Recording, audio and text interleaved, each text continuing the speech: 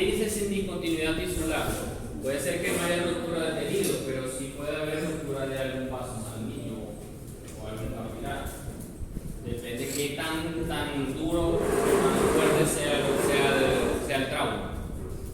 Luxación es una lesión en la superficie de contacto de las superficies articulares causada por un sobreestiramiento o distensión de los ligamentos articulares sin la ruptura de estos mismos, pero con dislocación de la superficie articular.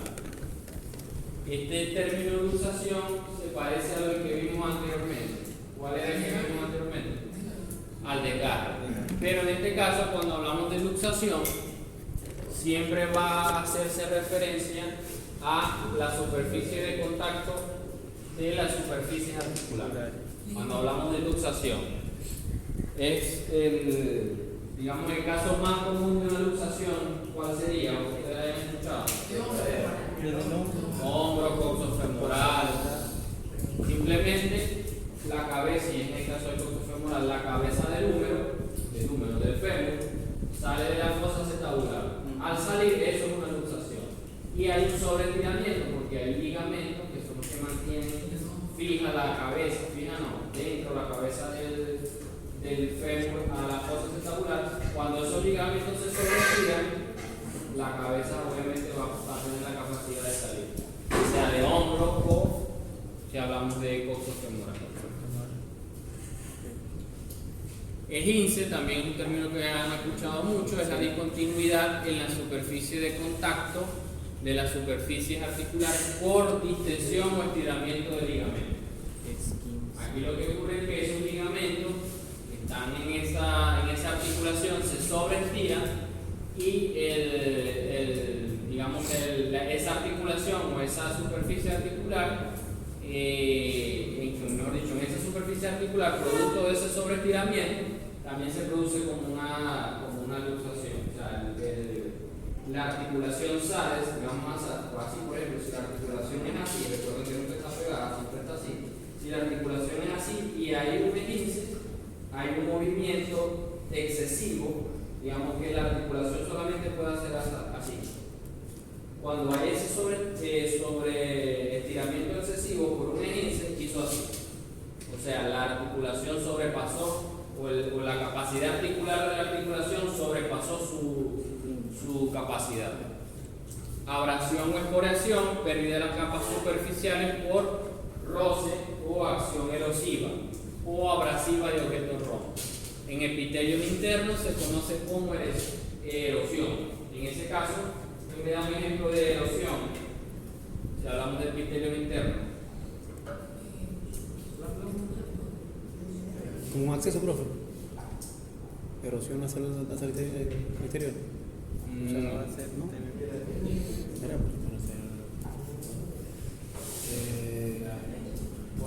Cuando hay una fractura en flauta. ¿Cómo? Cuando hay una fractura en flauta.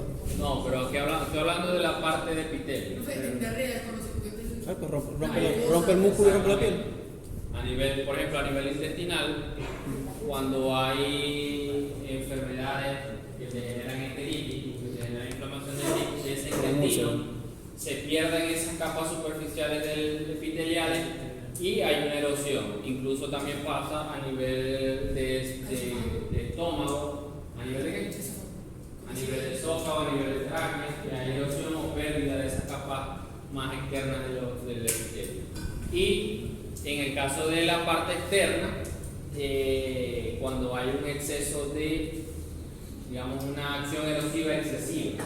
Aquí hay un ejemplo muy característico que casi todo el mundo, por no decir todos, habrá sufrido, que es un ejemplo de esa abrasión. Y hay otro también. ¿No qué? Una ampolla, por ejemplo.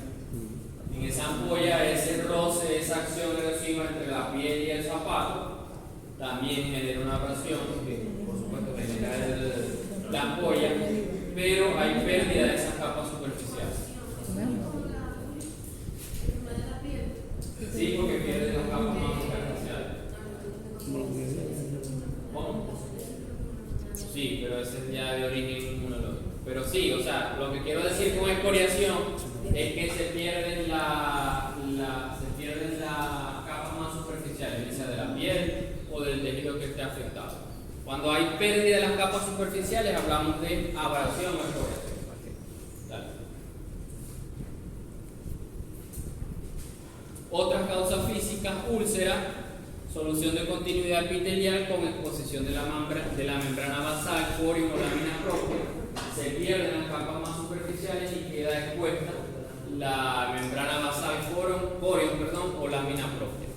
Estenosis, que es la disminución del lumen de un órgano tubular por el aumento del espesor de sus paredes. Es decir, tenemos un órgano hueco y en ese órgano hueco, que su lumen es de este tamaño, hay una reducción de esa luz debido a que las paredes se engrosan. Entonces ya no vamos a tener un lumen así, sino que la pared, digamos, del intestino, como se creció tanto, redujo el tamaño. De todas maneras, ahorita vemos una foto.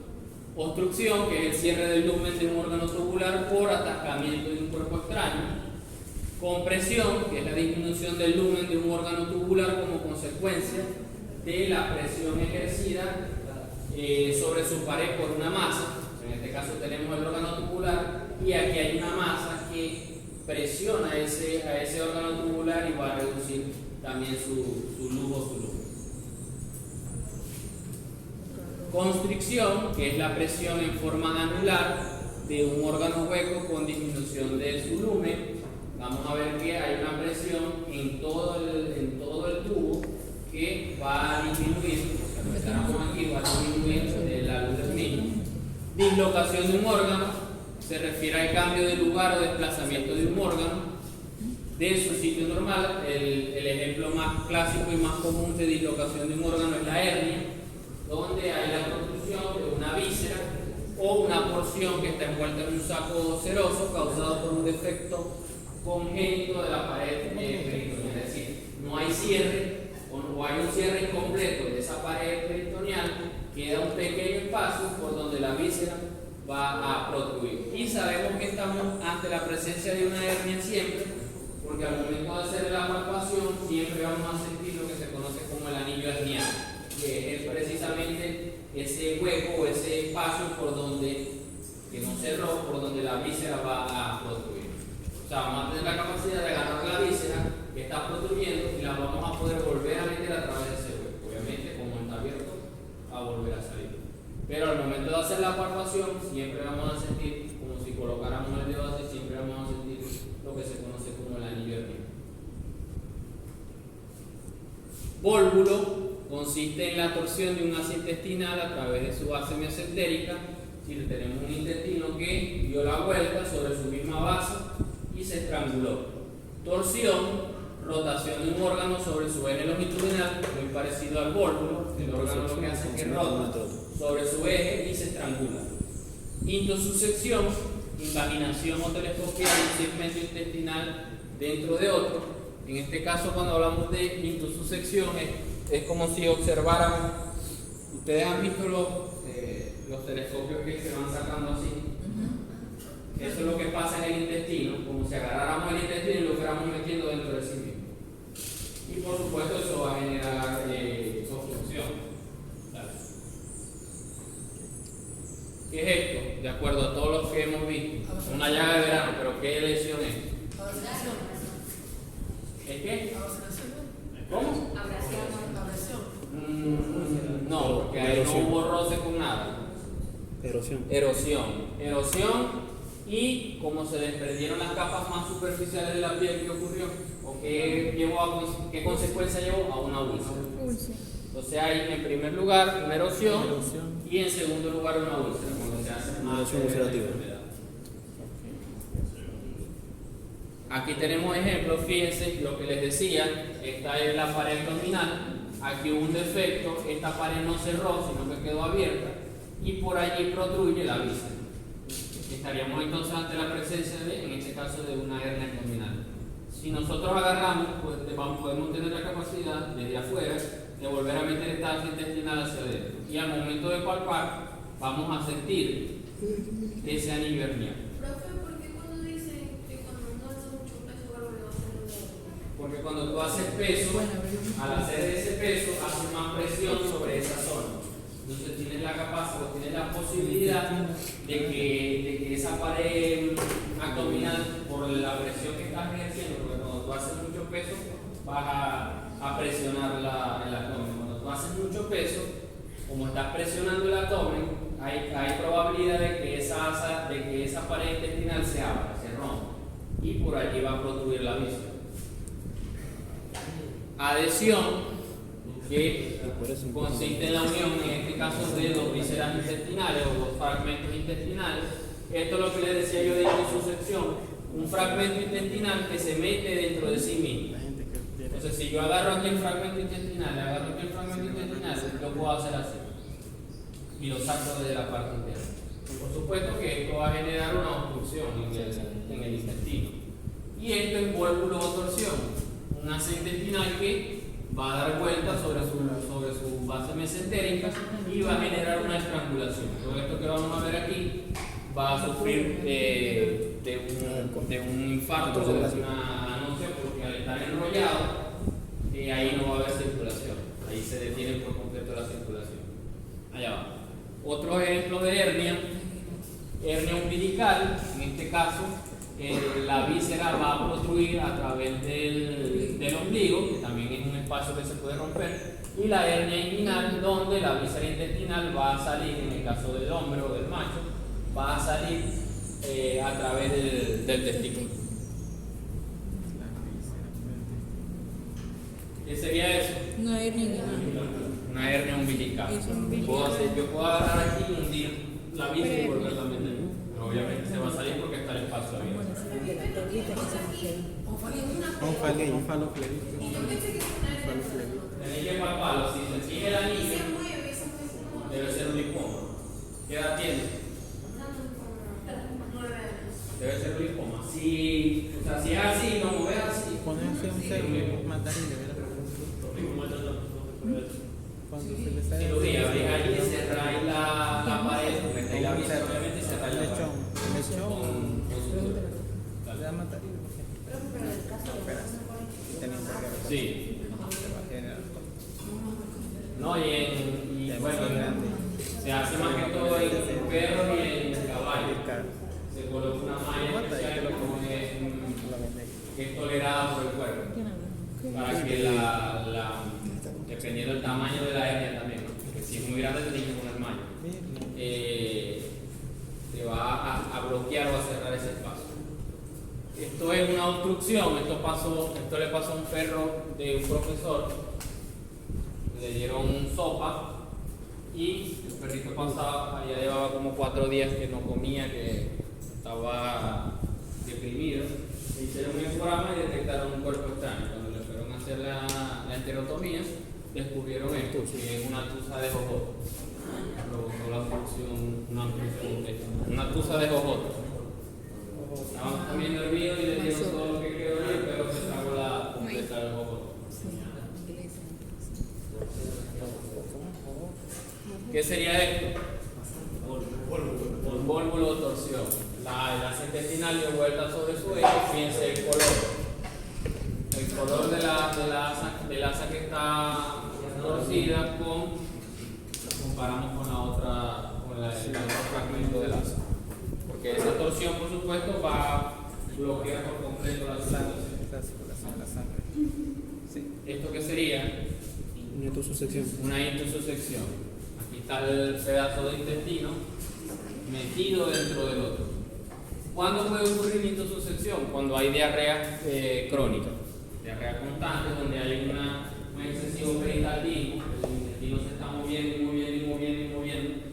producto de esa alteración intestinal, y ese excesivo movimiento, ese excesivo peristaltismo va a generar que un fragmento del intestino se meta dentro del otro. En este caso que se corta aquí, se No, se jala, se saca. Se hace igual cirugía, pero podéis sacar los fragmentos. No hay necesidad de romper, ni de suturar, ni nada. Simplemente tomas los fragmentos y los vas a sacar. Los fragmentos no los extremos, y los vas a retirar. Otra de las causas intrínsecas de enfermedad son las temperaturas bien sea quemaduras por excesivo calor o por excesivo frío. En el caso de las quemaduras por calor, tenemos quemaduras de primer grado, cuando van de 40 a 50 grados, en este caso causan hiperemia. De quemaduras de segundo grado, cuando hay quemaduras de 60 a 80 grados, y de tercer grado, cuando alcanzan más de 80 grados. En este caso ya hablamos de necrosis y carbonización tisular. Insolación, exposición prolongada a radiación solar, puede causar una vasodilatación cerebral y por supuesto hay peligro de hemorragia y de coagulación intravascular. Golpe de calor, sobrecalentamiento generalizado con retención de la temperatura corporal, es decir, el individuo es incapaz de poder disipar su calor interno, y esto se debe a la humedad relativa alta, muy comúnmente observada en cerdos y en aves. Frío excesivo, temperaturas extremas que llevan a la congelación y son lesiones muy similares a las quemaduras. En el caso del frío excesivo hay una vasoconstricción excesiva producto de ese frío que va a tener el mismo efecto, digamos, de un infarto. O sea, hay tanto frío que esa circulación o ese vaso sanguíneo se reduce por completo, hay una vasoconstricción excesiva y deja de llegar sangre. Por eso es que cuando hay frío excesivo, si han visto alguna foto, que primero empiezan a perderse o a verse los dedos negros, los dedos, las puntas de las orejas, los dedos de los pies, porque son, digamos, las regiones del cuerpo donde el vaso sanguíneo es más pequeño. Al ser más pequeño, cuando hay esa vasoconstricción excesiva, producto del frío, deja de llegar sangre, y al dejar de llegar sangre el tejido muere. Radiaciones, muy común acá, todos hemos sufrido o estado en contacto con la radiación ultravioleta. Tenemos también otro tipo de radiaciones ionizantes, radiaciones alfa, beta, gamma, xilo, isótopos radioactivos, rayos cósmicos. En ese caso son radiaciones genéricas que alteran el ADN propio del individuo y van a provocar o estimular la formación de tumores. Golpe de calor por hacinamiento. Fíjense esos animales que están muy pegados unos con otros, casi hacinados o hacinados, mejor dicho. Esos animales no tienen la capacidad, si el calor es extremo y la humedad relativa es muy alta, van a ser incapaces de disipar su calor interno, y al no poder disipar su calor interno sufren un golpe de calor y van a provocar o van a generar en ellos la humedad. Acá, esto es una necrosis por frío excesivo. Esto debería ser de este color, pero fíjense que está negro. Como les decía, la punta de las orejas, como el calibre de los vasos sanguíneos muy pequeño, ese frío excesivo genera una vasoconstricción excesiva y esa zona deja de recibir sangre. Al dejar de recibir sangre, se muestra.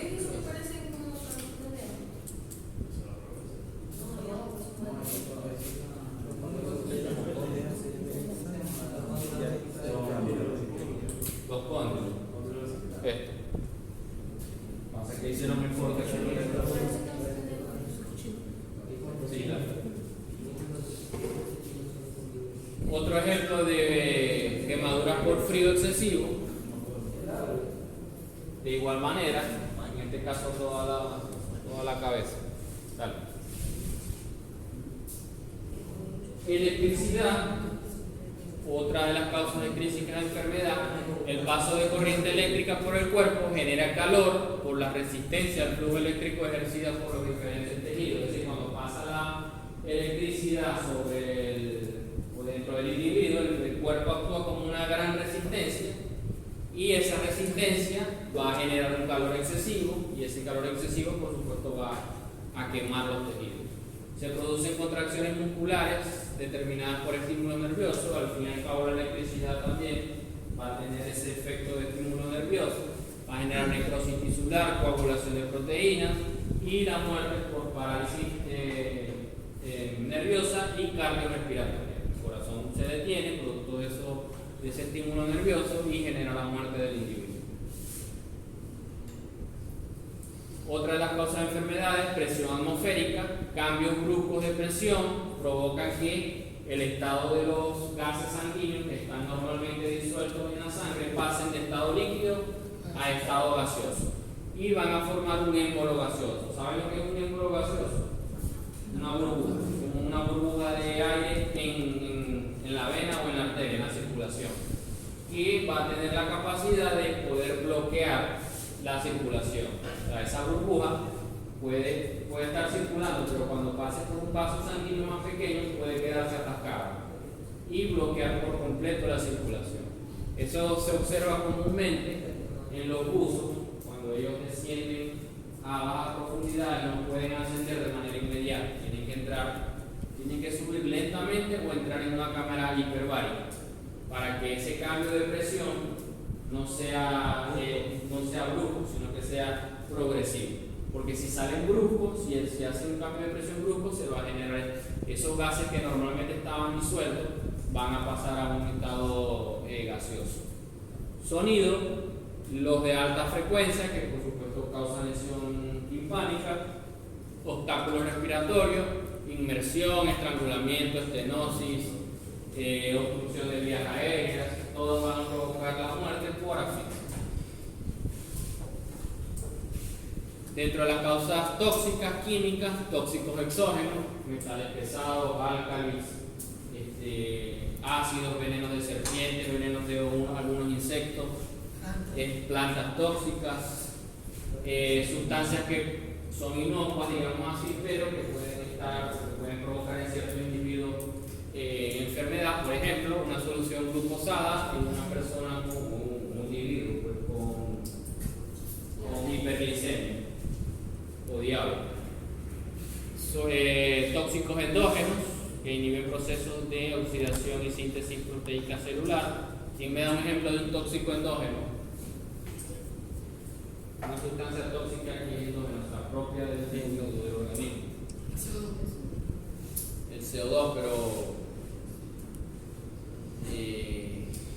¿cómo te explico? La bilirrubina entraría. ¿Cómo? La bilirrubina entraría. No, en este caso es un producto de desecho, pero como tal, si se acumula, es producto de otra cosa. La urea.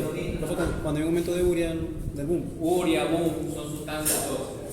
Cuando el riñón no la puede desechar, se acumulan y tienen un efecto nocivo en el organismo. Enzimas y pasas pancreáticas que pueden causar necrosis enzimática de la grasa peritoneal. Recuerden que, o no sé si sabían, la lipasa pancreática es una enzima normal que produce el páncreas, pero si hay un golpe o un traumatismo severo a nivel del páncreas, esa lipasa, esa enzima se puede digamos, liberarse de manera excesiva y provocar necrosis de la grasa peritoneal. Causas biológicas o animadas: hongos, virus, bacterias, parásitos que pueden o que son causantes de enfermedad.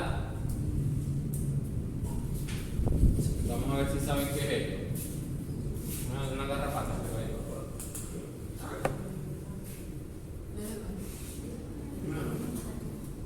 ¿Qué región anatómica del cuerpo creen ustedes que es esto? Mano. Y esto es un esófago. Y todo esto que ustedes ven aquí, no, son quistes de un parásito que se llama el Pirocerca lupi. Si agarramos un bisturí y rompemos cada uno de esos quistes, vamos a ver dentro un parásito. Eso es un parásito que afecta al esófago de los perros, pero sobre todo se ven en una vez en Santa Bárbara hice una necropsia y las vi, la única vez que las he visto. Pero en climas cálidos no es muy común observar, o no se observa, mejor dicho. Como el luche, un animal. Sí, pero en ese caso solamente lo vas a ver en esófago. El animal obviamente no murió de eso, tenía uno que otro por allí, pero no estaba tan severo así. Entonces ya vimos lo que eran las causas intrínsecas y extrínsecas de enfermedades, por lo que les decía que las intrínsecas eran causas propias desarrolladas internamente por el individuo, las extrínsecas son causas a las que el individuo está expuesto en el ambiente. Ahora vamos a ver ver la tercera parte del tema, que son las reacciones celulares a los agentes patógenos. Ya vimos cuáles son los agentes patógenos, cuáles son esos agentes intrínsecos y cuáles son esos agentes extrínsecos. Ahora vamos a ver cómo reacciona la célula a la acción de esos agentes patógenos que les venía comentando anteriormente. Puede ocurrir una aceleración del anabolismo, podemos ver hipertrofia, que es el incremento en el tamaño celular, podemos ver hiperplasia, que es el aumento en el número de células del órgano, podemos ver infiltración grasa, que es el acúmulo de tejido adiposo en el estroma tisular, o sea, el órgano se empieza a llenar de grasa, como la foto que vimos del hígado que decía esteatosis hepática. Neoplasia, que es una proliferación excesiva o anárquica de un grupo de células que están creciendo de manera descontrolada y van a generar un sobrecrecimiento. Entonces la célula puede reaccionar dependiendo del agente patógeno que la esté atacando, puede aumentar el tamaño de la célula, puede aumentar el número de la célula, puede llenarse de grasa o de alguna otra sustancia como proteína, incluso de agua, o simplemente puede haber un excesivo crecimiento celular que va a generar la formación de una neoplasia o de un tumor. Eso tiene que ver con aceleración del anabolismo. ¿Qué es anabolismo? Si han escuchado el término. Lo contrario a catabolismo. Es la destrucción. No, el catabolismo es la destrucción. La formación. La formación, exacto. Dale. Disminución del metabolismo, que ahí sí entraría lo que hablaba abajo. Degeneraciones, modificación del aspecto celular, ya sea lesiva y alterativa. Hay necrosis, que es la muerte de la célula. Hay inflamación, que es respuesta defensiva de tipo celular y de tipo humoral. O sea que la célula puede reaccionar aumentando su metabolismo o disminuyendo su metabolismo, dependiendo del tipo de agente de agente patógeno que esté atacando. Si aumenta el metabolismo, puede ser que células más grandes o un mayor número de células o un sobrecrecimiento de células. Si hay una disminución del metabolismo, vamos a ver principalmente degeneración, muerte celular, tal, o inflamación. ¿Qué es esto?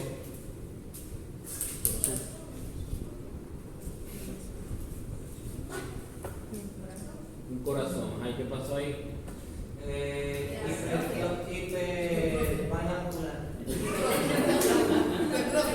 Hipervaina muscular. Hay una hipertrofia muscular. El corazón de la cavidad la cavidad ventricular debería ser así de ancha y está reducido así. Ahí hay una hipertrofia muscular. ¿Qué hay aquí? ¿Qué hay aquí? ¿Qué es eso? ¿Cómo? Hay una infiltración grasa y todas estas bolitas blancas que ven aquí son glóbulos de grasa de aquí. Por eso que le decía que infiltra o llena el hígado de grasa. Y si agarramos este hígado, vamos a ver un hígado que va a ser muy labio, muy fácil de romper porque está lleno de grasa. Y aquí, un hígado. Aquí está la vesícula. Así se ve un hígado con cirrosis hepática. De todas maneras, cuando veamos la clase de metabolismo, eso se va a profundizar más tarde. Acá. TBT. Sí, ¿no? ¿Pareciera? Sí, parece. Son tumores. Una neoplasia. Hay un sobrecrecimiento, sin entrar en muchos detalles porque es una clase aparte. Hay un sobrecrecimiento celular. O un crecimiento celular descontrolado. Proliferación alternada puede ser. Ya vimos cómo la célula puede reaccionar. O sea, puede aumentar su metabolismo o puede disminuir su metabolismo. Ahora, ¿cómo va a reaccionar el individuo como tal ante la enfermedad? Con inflamación, regeneración y reparación, que es el principal mecanismo de defensa que tiene el individuo. La inflamación es el principal mecanismo de defensa, el primer y principal mecanismo de defensa que tiene el individuo para hacer frente o para atacar a un agente patógeno. puede reaccionar con fiebre, elevación de la temperatura corporal. El individuo incrementa su temperatura corporal por alteraciones a nivel del centro hipotalámico y por acción de agentes pirógenos, exógenos y endógenos. ¿Y por qué hay fiebre cuando hay infección? Porque existe una sugerencia que las bacterias van a ceder con esta Exacto. El sistema, por acción de esos agentes pirógenos y exógenos, puede ser propio del agente, le dicen al hipotálamo, al centro hipotalámico, que eleve la temperatura corporal para tratar de alterar el ambiente interno donde se está desarrollando el individuo, o la bacteria o el microorganismo. Inmunidad, mecanismo defensivo de naturaleza humoral y celular, ya les decía, cuando ese sistema inmune se enfrenta al agente patógeno, genera un conjunto de anticuerpos que van a servir o a actuar como protección para cuando el individuo se enfrente nuevamente a ese agente patógeno. Y shock es una falla circulatoria periférica con acúmulo de sangre a nivel del lecho vacular y hay una falla en la redistribución. Cuando les vaya a preguntar shock, no me vayan a decir que el shock es cuando se recibe una noticia muy fuerte y le da shock, que ya me lo han dicho. El shock se refiere a una redistribución, a una falla de la redistribución. O sea, el sistema circulatorio entra en emergencia. ¿Y qué hace el sistema circulatorio? Distribuye la sangre para los órganos principales, que serían ¿cuáles? Los tres órganos principales. Corazón, cerebro y pulmón. Entonces hay una redistribución de la circulación a esos tres órganos y el resto de órganos queda no desprovisto de sangre, pero sí con muchísima menos circulación. Si esa causa del shock continúa, obviamente el individuo va a morir. No puede vivir sin la circulación del resto de órganos. ¿Ah? Un ejemplo de shock anafiláctico, shock hipovolémico, que es cuando hay excesiva sudoración o vómito, shock hemorrágico, cuando hay ruptura de algún vaso sanguíneo,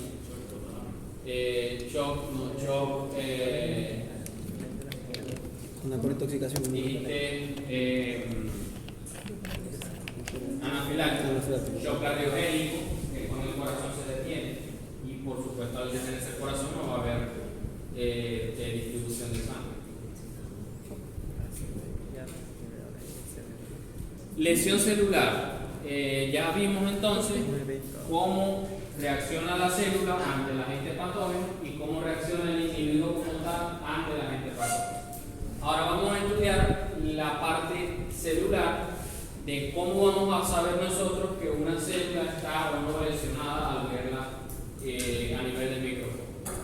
La lesión celular es una serie de acontecimientos que ocurren si la célula excede los límites de respuesta adaptativa a un estímulo. Es decir, la célula primero recibe ese estímulo y trata de resistir ante el estímulo. ¿Cómo se adapta la célula a ese estímulo lesivo? Ya eso lo vamos a ver más adelante, pero les adelanto que la célula, cuando recibe algún estímulo lesivo, modifica todas sus organelas de manera tal de poder resistir ese estímulo.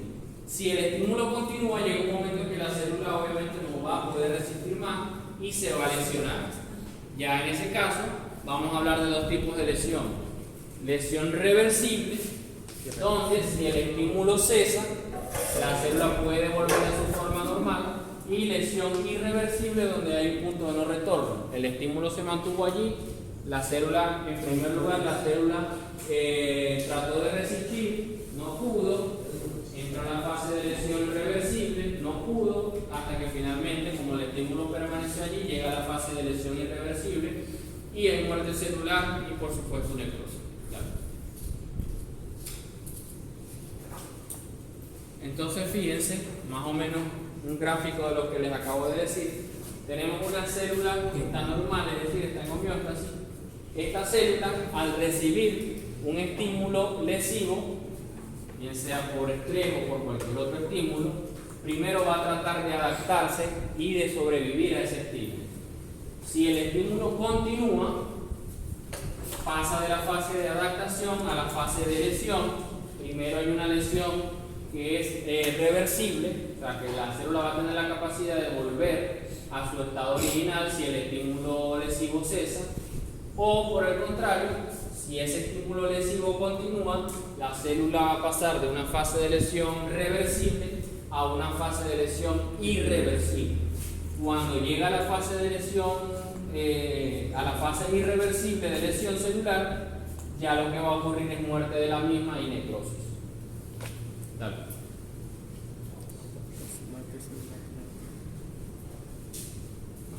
Aquí tenemos células normales, tanto allá como acá, para que comparemos una célula normal con una célula en fase reversible. Lo que más se observa es que se forman como estas, como a nivel de la membrana celular, se forman como estas burbujas acá.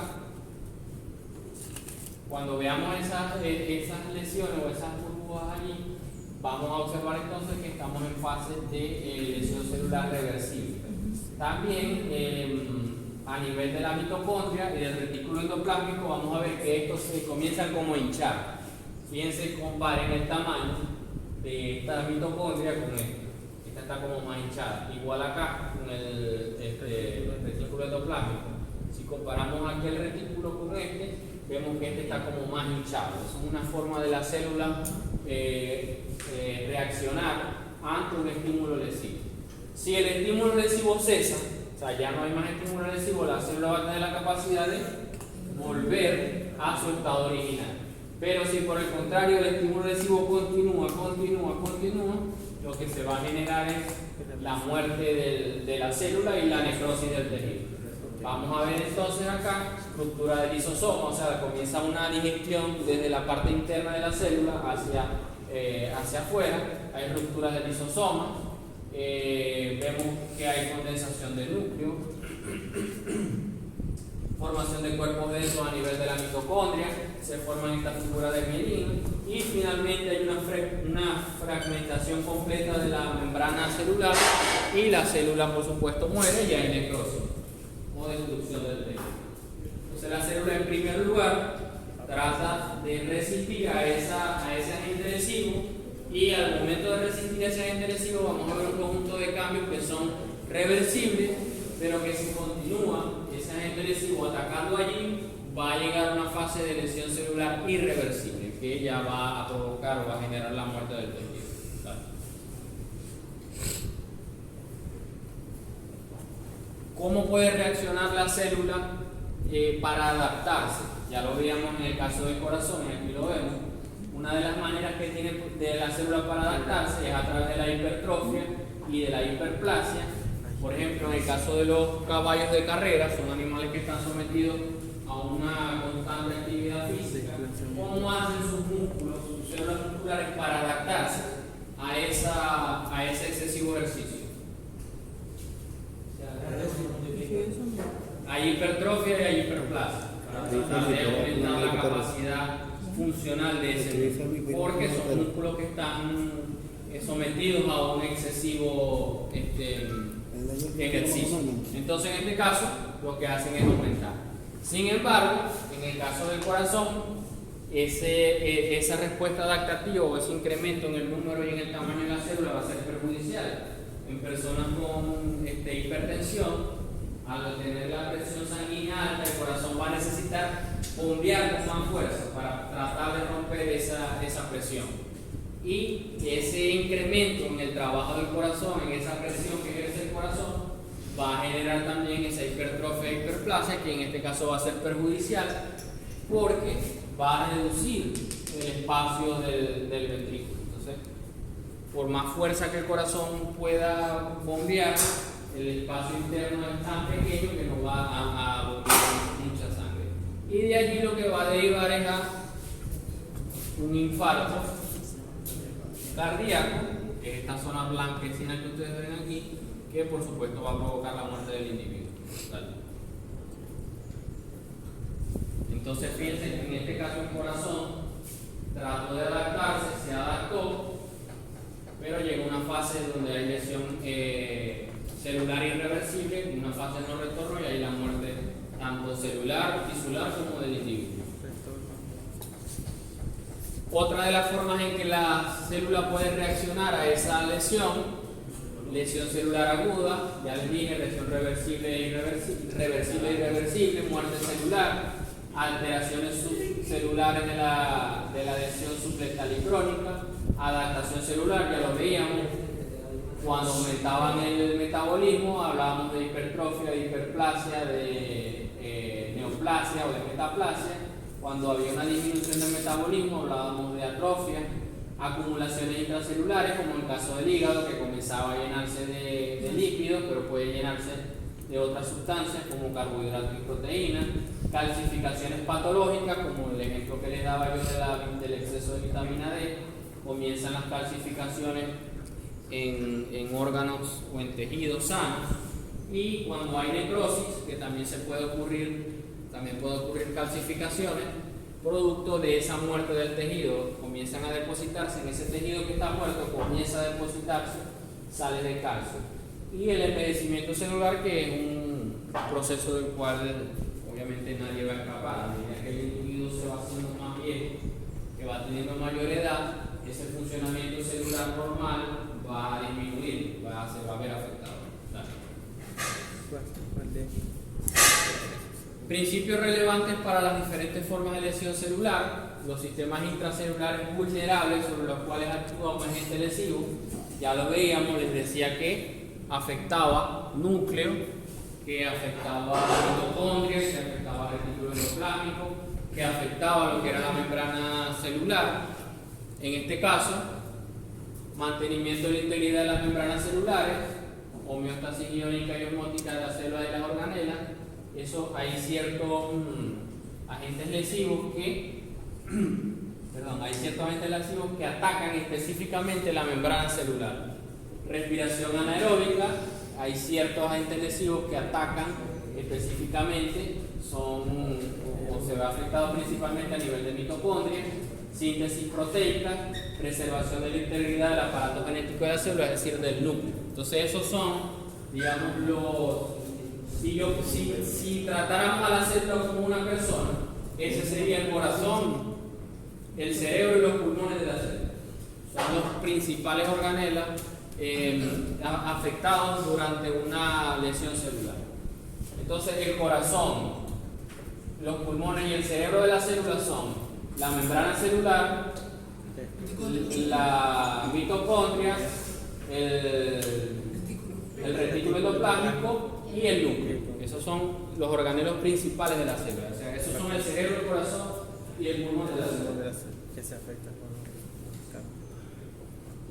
La respuesta frente a estímulos nocivos depende, por supuesto, del tipo de lesión, de su duración y su gravedad. Como les decía, la célula primero trata de resistir a ese agente lesivo, Si ese agente lesivo cesa, la célula va a regresar a su forma normal.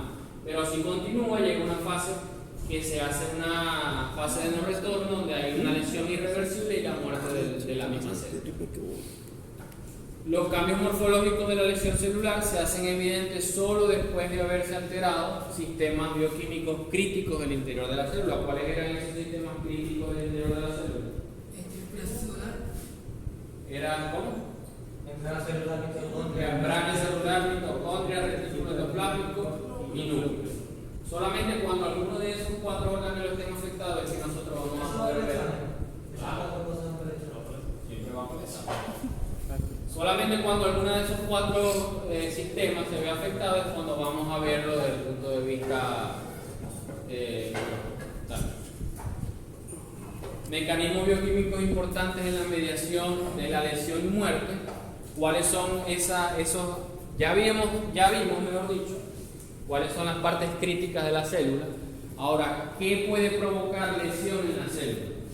Oxígeno y radicales libres derivados del oxígeno, que se pueden producir por falta de oxígeno en el caso de isquemia, radicales libres en el caso de la muerte celular, calcio intracelular, pérdida de la homeostasis del calcio, depresión de ATP, defecto de la permeabilidad de la membrana que conduce a lesión de esta misma. Entonces todos esos mecanismos, todos esos agentes son los que van a provocar lesión en esos diferentes cuatro organelos que les había comentado en la lámina anterior.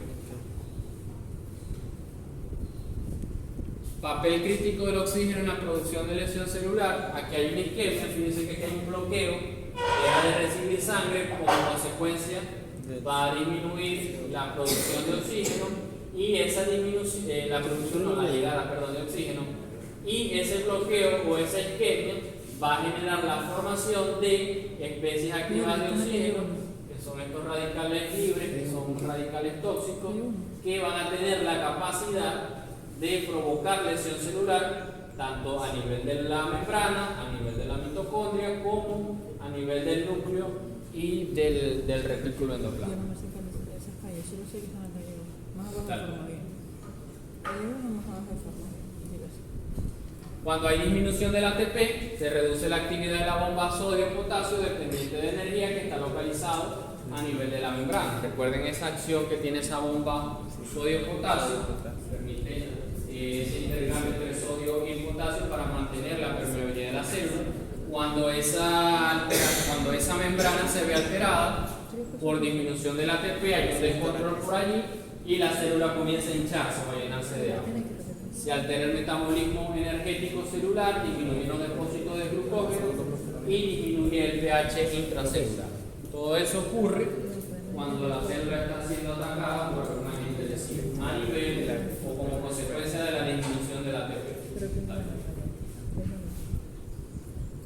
Hay alteración estructural del aparato de síntesis proteica, desprendimiento de ribosomas, disociación de polisomas, disminuye la síntesis proteica, consecuencias funcionales, ya eso lo vimos. Gráficamente lo que ocurre aquí, isquemia, a nivel de la mitocondria, deja de llegar oxígeno, hay una disminución de la fosforilación oxidativa, una disminución del ATP, esta disminución del ATP, como les dije, disminuye la bomba de sodio, incrementa la glicólisis, disminuye el pH, disminuye el glicógeno, hay disminución de la síntesis proteica, depósitos de lípidos y en todo esto en caso de que la lesión sea reversible. Si el estímulo lesivo continúa, se llega a una fase de lesión irreversible donde vamos a ver ya destrucción de la membrana celular, vamos a ver liberación y activación de lisosomas que comienzan a digerir la célula desde su parte interna y finalmente va a provocar la muerte celular y la necrosis. Dale. Así vamos a ver una célula con lesión reversible.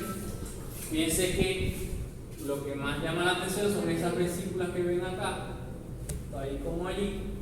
Hay un edema generalizado, vamos a ver la célula más hinchada, más grande, condensación de la cromatina nuclear. El núcleo debería de verse así como está acá, todo negro, pero vamos a ver diferentes pedazos, digamos así, distribuidos por todo el núcleo. Autofagia de los lisosomas, estos lisosomas comienzan a liberar internamente las lisosimas y pueden comenzar a digerir la célula. Agregación de partículas a nivel de la membrana, como se ve acá, edema del retículo endoplásmico, dispersión de ribosomas, hinchazón, como también lo vimos en la lámina anterior de la mitocondria, y pequeñas condensaciones. ¿Y cómo se ve la célula? Dale otra vez. ¿Y cómo? No, la siguiente. Dale. No, para. ¿Y cómo se ve la célula con lesión irreversible? Completamente diferente a la anterior. Vamos a ver que hay ruptura de los lisosomas y autólisis. Comienzan la liberación de esos lisosomas que digieren por completo la célula. Podemos ver a nivel del núcleo cariorexis, que es como si el núcleo fuera un vidrio y lo partieran. Vamos a ver puros fragmentos del núcleo. Cariolisis, donde hay una destrucción completa del núcleo, o pignosis, donde vamos a ver el núcleo mucho más pequeño. Vamos a ver también las mitocondrias hinchadas, aumentadas de tamaño. Vamos a ver la destrucción del retículo endoplásmico y grandes condensaciones. Por supuesto, cuando ya la célula llega a esa etapa, no hay vuelta atrás. Ya ahí la célula muere y vamos a ver macroscópicamente necrosis. Dale, para. Dale. Eso lo vimos. Dale. Bien. Y bueno, básicamente esto es un resumen de todo lo que vimos. Agentes etiológicos, que son los desencadenantes de enfermedad, isquemia, hipoxia, agentes físicos, químicos, biológicos, todos los agentes que vimos, reacciones de hipersensibilidad, alteraciones genéticas, envejecimiento, incremento de la carga, van a generar una acción lesiva o una acción destructiva que genera daño a nivel de las membranas, respiración anaeróbica y producción de radicales libres que van a provocar una lesión celular visible cuando se alteran esos cuatro sistemas. Vamos a ver alteraciones en membrana, vamos a ver alteraciones en núcleo, vamos a ver alteraciones en mitocondria y vamos a ver alteraciones en retículo endoplasmático. En primer lugar, ya les dije, la célula se adapta a esa injuria. Si la injuria continúa, llega a una fase reversible donde va a tener la capacidad de regresar a su estado normal, pero si ese agente lesivo continúa, llega a una fase de irreversible, de un punto de no retorno donde la célula va a morir y vamos a observar macroscópicamente la necrosis del tejido. Dale, eso es lo mismo. Dale. Igual lo mismo que veíamos anteriormente, cuando se hace reversible la enfermedad, la célula, se caracteriza por hinchazón de la mitocondria, del retículo endoplasmático, formación de estas vesículas a nivel de la membrana y la célula se va a ver más contraída, más reducida. Ya te lo vimos también, la hinchazón mitocondrial, alteración nuclear, ya lo mismo, dilatación del retículo endoplasmático, lo mismo, cuando se hace la lesión reversible, dale. Igual, ya como el necrosis,